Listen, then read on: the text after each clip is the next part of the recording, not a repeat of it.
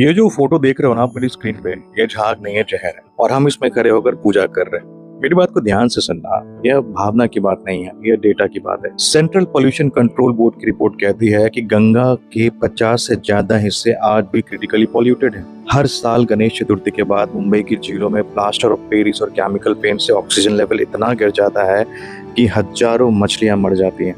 यमुना में अमोनिया और industrial waste इतना है कि दिल्ली का पानी, दिल्ली की यमुना देखने लायक तक नहीं है। ये किसी फैक्ट्री ने अकेले नहीं किया है, हम सब ने मिलकर किया है। अब बात करते हैं उस धंधे की जो भगवान के नाम पे चलता है।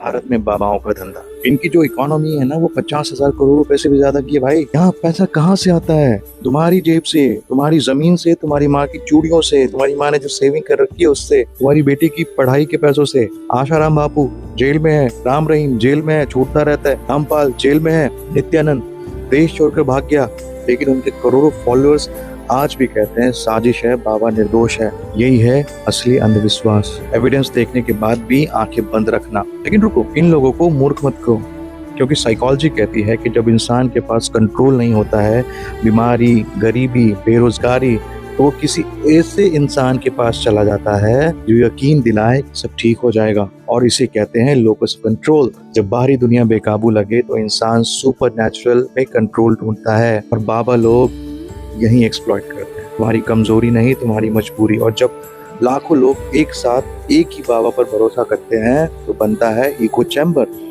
जहाँ सवाल पूछना तुम्हें गुनाह लगने लगता है। तुम कमजोर नहीं हो, एक्चुअली तुम्हें सिस्टमैटिकली कमजोर बनाया गया है। और सबसे जरूरी बात, अथर्ववेद कहता है कि नदियां जीवन है, इन्हें स्वच्छ रखो।